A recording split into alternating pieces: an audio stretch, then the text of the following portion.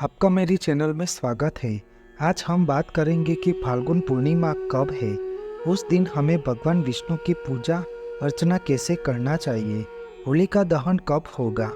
फाल्गुन पूर्णिमा का विशेष महत्व क्यों है और फाल्गुन पूर्णिमा का शुभ मुहूर्त कब है। इस दिन साल का पहला चंद्र ग्रहण कब लगने वाला है, इसके बारे में आपको संपूर्ण माहिती प्रदान करूंगा। हर मास की एक पूर्णिमा तिथि पर भगवान विष्णु और श्री सत्यनारायण देवी लक्ष्मी और चंद्रदेव की पूजा अर्चना करने का विधान है। लेकिन फाल्गुन मास की पूर्णिमा का विशेष धार्मिक महत्व माना गया है, क्योंकि इसी दिन होलिका दहन किया जाता है। इस दिन देवी लक्ष्मी जी का प्रागट्य दिन है।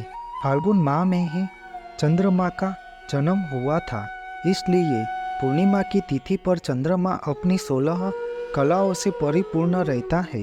वैदिक पंचांग के अनुसार फाल्गुन पूर्णिमा की तिथि 24 मार्च 2024 को सुबह 9:54 से शुरू होकर अगले दिन यानी कि 25 मार्च 2024 को दोपहर 12:29 पर समाप्ति होती है।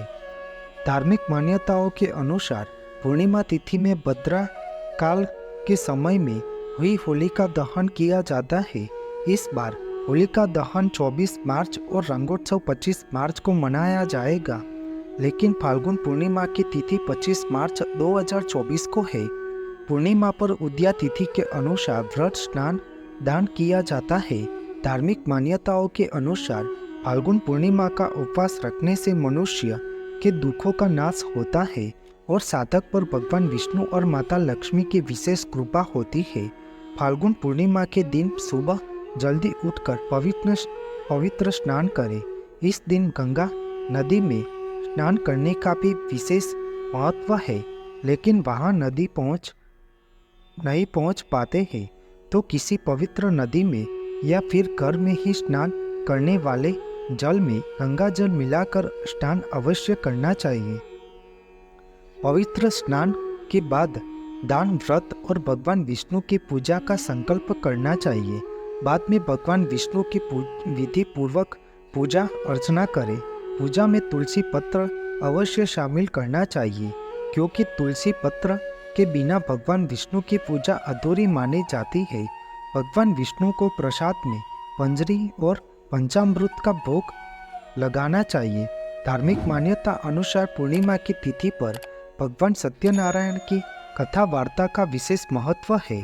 इस दिन घर पर ही स्वयं श्री सत्यनारायण की कथा वार्ता का श्रवण जरूर करना चाहिए। इस दिन जरूरतमंद व्यक्ति को मदद और ब्राह्मण को दान दक्षिणा जरूर देना चाहिए, जिससे पुण्य, फल और मोक्ष की प्राप्ति होती है। भगवान विष्णु की कृपा सदैव बनी रहती है। फाल्गुन पूर्णिमा के दिन व्रत रखकर शाम के समय चंद्रमा की विधि विधान से पूजा करनी चाहिए। जल में अक्षत सफेद फूल, सफेद चंदन डालकर चंद्रमा को अर्घ्य देना चाहिए। इस समय हमें चंद्रमा के बीज मंत्र ओम सोम सोमाय नमः मंत्र का जाप करना चाहिए। चंद्रमा के शुभ प्रभाव से आपको जीवन में सुख समृद्धि मिलती है। फाल्गुन पूर्णिमा पर रात में चंद्रोदय के समय चंद्रमा की पूजा करने से चंद्र दोष दूर होता है और मानसिक कष्ट दूर होते हैं। धार्मिक मान्यता अनुसार देवी लक्ष्मी का जन्म फाल्गुन पूर्णिमा पर क्षीर सागर के समुद्र मंथन के समय हुआ था, इसलिए लक्ष्मी जयंती के नाम पर से भी जाना जाता है। माता लक्ष्मी धन समृद्धि की देवी है। इस दिन इनकी पूजा करने से घर में सुख समृद्धि और सुख शांति और धन की कमी नहीं हो रही थी।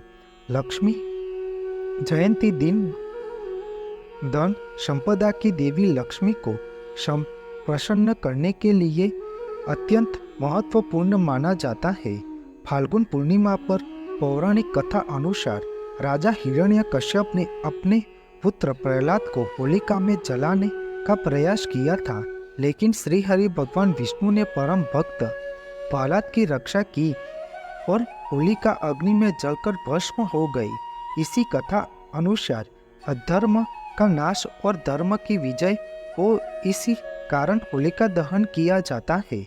इस फाल्गुनी मास कि पूर्णिमा तिथि पर छाया चंद्र ग्रहण लगने वाला है। यह चंद्र ग्रहण करीब 100 साल बाद होली के दिन लगने वाला है। यह चंद्र ग्रहण 25 मार्च को सुबह 10:23 से शुरू होता है, जो दोपहर 3:02 तक चंद्र ग्रहण का वेद रहेगा। धर्म ग्रंथों के अनुसार चंद्र ग्रहण को अशुभ माना गया है। चंद्र ग्रहण हमारे जीवन को प्रभावित करता है। इस वजह से चंद्र ग्रहण शुरू होने से 9 घंटे पहले सूतक काल आरंभ हो जाता है। सूतक के समय लेकर चंद्र ग्रहण खत्म होने तक धार्मिक और सामाजिक कार्य करने की मनाही होती है। आपको मेरी यह माहिती अच्छी लगी हो तो मेरी चैनल को लाइक, शेयर, कमेंट, सब्सक्राइब करें और बेल आइकन को दबाना ना भूलें। जय स्वामीनारायण।